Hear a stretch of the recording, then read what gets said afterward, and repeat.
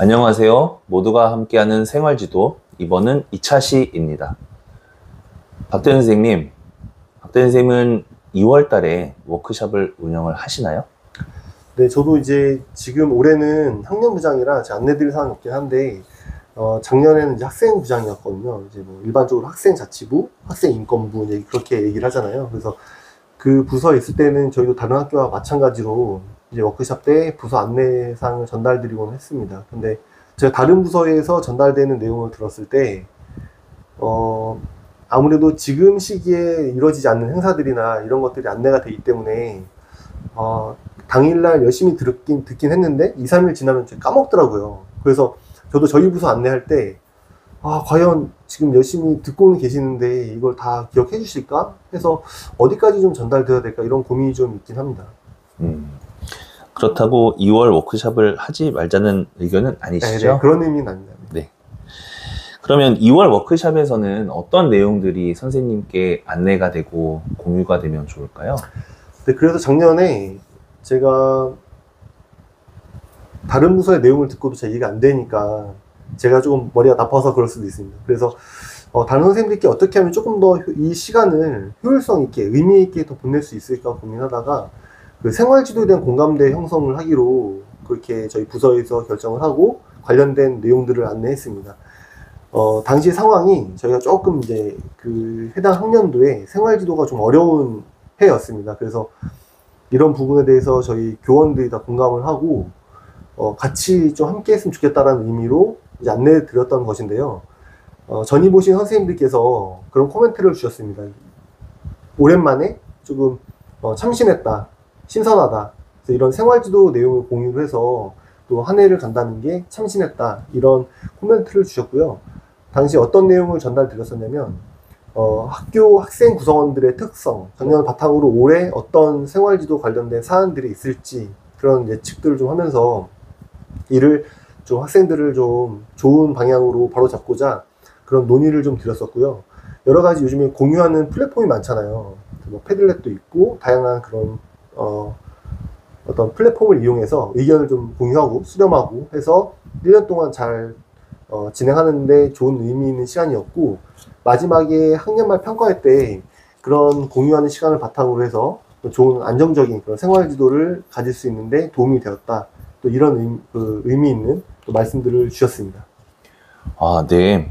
학년 말에 피드백을 받는 평가의 자리에서 2월달 워크숍을 굉장히 의미 있게 보냈다는 그런 말씀이 나오기가 쉽지는 않을 것 같았는데 굉장히 좋은 프로그램을 운영을 하셨던 것 같습니다.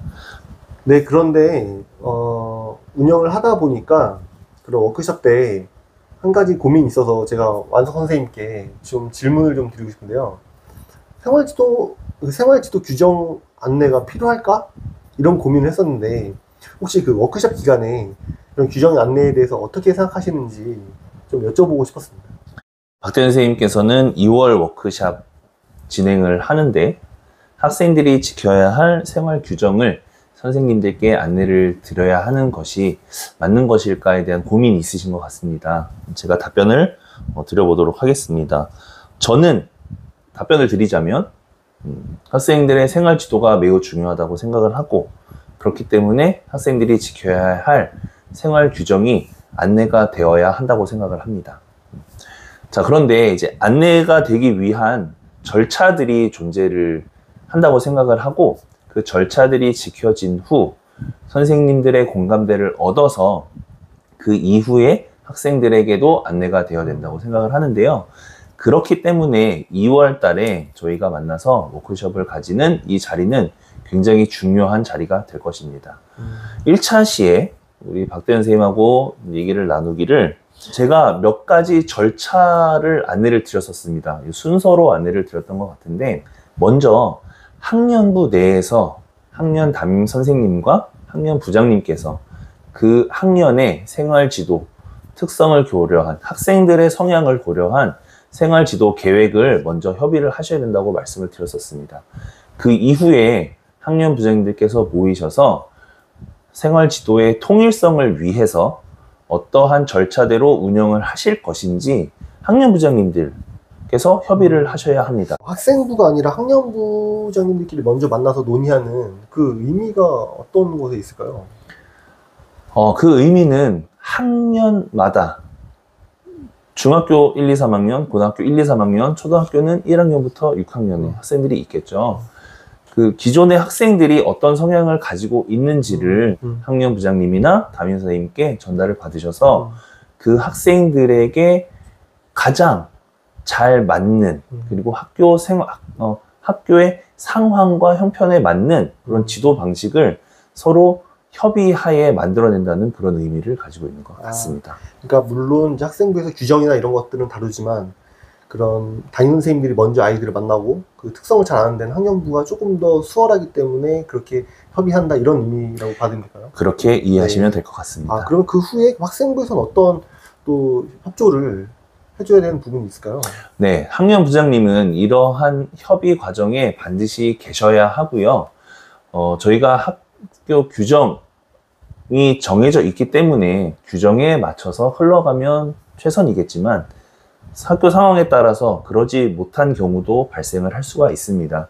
그럴 경우에 규정의 개정을 통해서 어떠한 개정이 교체가 되거나 수정이 되어야 한다면 그런 내용들을 학생부장님께서 알고 계셔야 되기 때문에 학생부에서도 반드시 협조와 협의에 참석을 하셔야 될 것입니다. 어떤 특성들을 학년부 잘 파악을 하고 그리고 어떤 그런 지침이나 규정에 의해서 또 시스템적인 그런 부분들을 학생부 잘 마련한다. 그렇게 해서 학생 생활 지도의 어떤 올바른 방향으로 간다. 이렇게 이해를 하면 될까요? 네, 맞습니다. 이러한 절차를 거쳐서 선생님들께서 생활 규정에 대해서 숙지를 하신 후 그 이후에 학생들에게 생활 규정이 안내가 되어야 불편함이 없고 혼선이 없이 학생들이 빠르게 생활 규정에 적응을 할 수 있을 것입니다.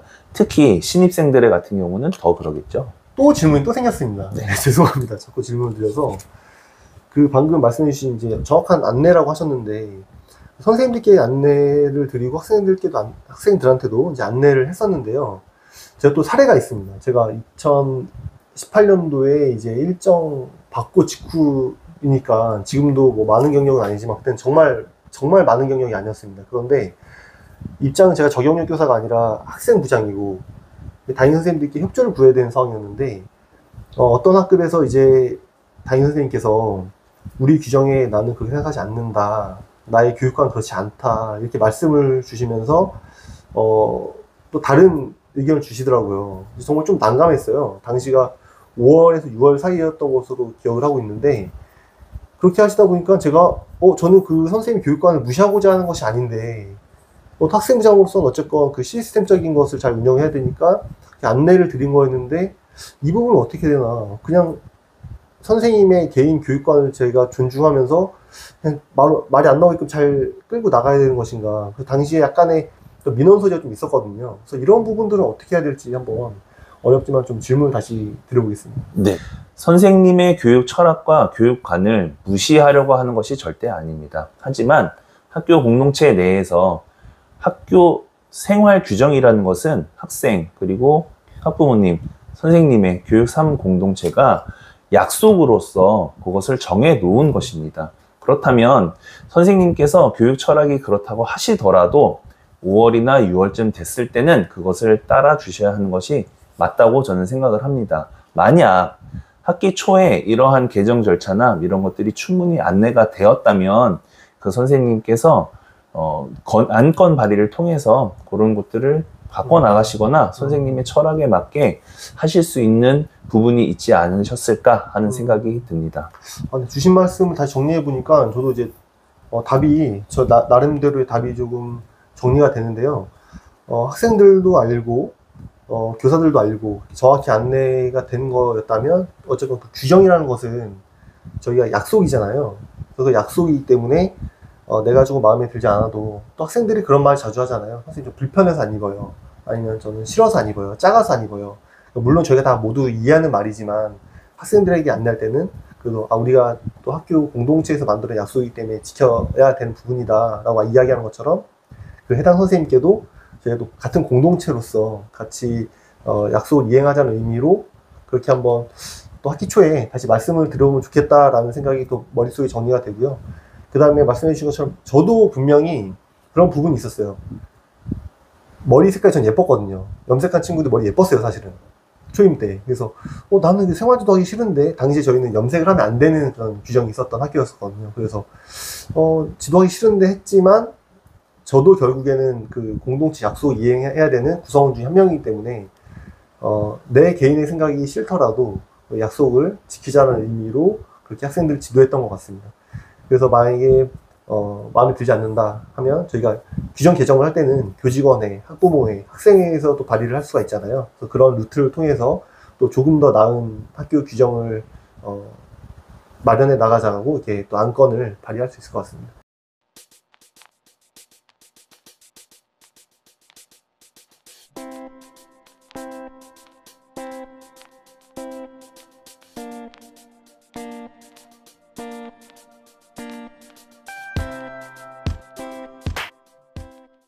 지금 2차시 모두가 함께하는 생활지도 같이 말씀 나누고 있는데요. 저희가 짧은 시간 동안에 여러 말씀을 나누려다 보니까 시간이 또 많이 부족합니다.